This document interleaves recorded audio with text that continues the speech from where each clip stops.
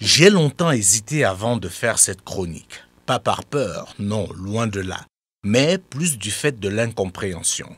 La crise sanitaire que traverse la planète inquiète à juste titre.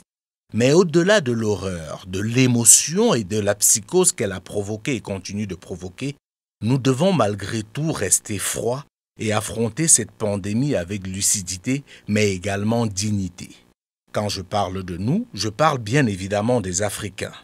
Maintenant qu'il est certain qu'aucun pays ne sera épargné et que les spéculations et autres thèses complotistes ne permettent pas de venir à bout de ce virus qui lui est bien réel, la question aujourd'hui est celle de savoir que fait l'Afrique face à ce défi d'un autre genre. S'il faut d'emblée saluer la réactivité de certains pays africains et même leur sens de l'anticipation, notamment le Sénégal, le Rwanda, le Tchad, le Gabon pour ne citer que cela, il faut tout de suite dénoncer le manque de concertation et de coopération dans ces différentes démarches. Pour un virus qui ne connaît pas de frontières, aucune réponse individuelle ne pourra être efficace. Ceci dit, où est donc l'Union africaine? Pour une fois que l'Afrique a une longueur d'avance certaine face au reste du monde, nos propres turpitudes, une fois de plus, risquent de nous plonger dans l'abîme.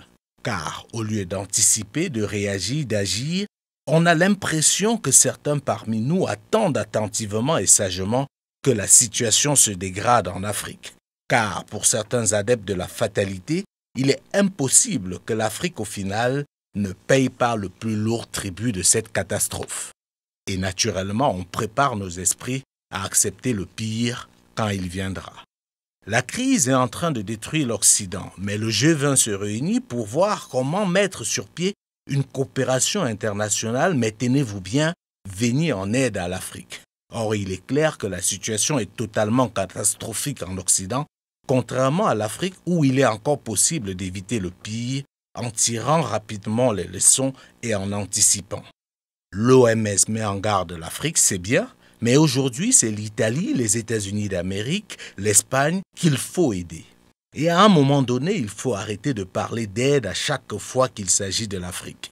Pourquoi dans une crise pareille, où on voit pour une fois l'égalité entre les États, on pense automatiquement que l'Afrique a plus besoin d'aide que les autres? Pourquoi ne penserait-on pas que pour cette fois, l'aide viendra de l'Afrique? Pourquoi ne pas simplement parler de solidarité internationale en intégrant l'Afrique, au lieu de toujours faire ressortir cette infantilisation des Africains qui reste aux yeux de certains des grands enfants qui ne peuvent rien faire par eux-mêmes et qui sont condamnés à être des éternels assistés. Notons que ceci n'est possible que parce que l'Afrique manque de leadership et évolue en rang dispersé. Or, à bien y regarder, c'est à l'Afrique de sauver le monde face à ce défi. Mais hélas, ceux d'entre nous qui croyons en l'Afrique et qui refusons toute forme de complexe sommes encore très peu nombreux pour l'instant. Mais restons optimistes car les choses avancent en Afrique et bien plus vite qu'on ne le dit. C'est pour cela que chaque occasion qui se présente à nous doit nous interpeller sur l'impérieuse nécessité de parachever le processus de libération du continent africain. En plus du côté sanitaire, c'est sur le plan économique que cette crise fera le plus de mal. Et c'est à ce moment, je l'espère, que certains Africains comprendront enfin ce que l'on appelle la souveraineté monétaire.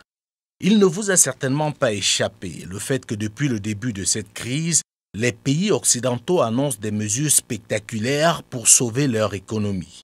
Les chiffres avancés donnent le tournis. On parle de plus de 2000 milliards de dollars aux États-Unis d'Amérique, de plus de 1000 milliards d'euros au niveau de la Banque centrale européenne, et c'est la même chanson dans les autres pays.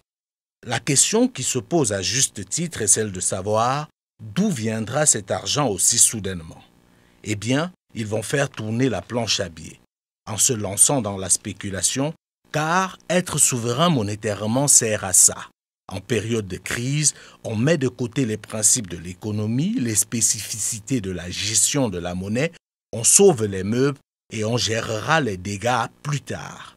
Ils l'ont fait pour la crise des subprimes, ils le feront encore plus cette fois. Mais seulement, combien de pays africains peuvent se permettre ce luxe? Ne parlons même pas des pays de la zone franc, car ils ne savent pas de quoi il s'agit. Cette crise est incontestablement un moment clé pour l'humanité tout entière, mais davantage une occasion unique pour les Africains de repenser leur conception du monde et de revoir leur place dans le concert des nations. Mais seulement il faudra pour cela tirer toutes les conséquences issues de cette catastrophe qui est très loin d'être à son terme.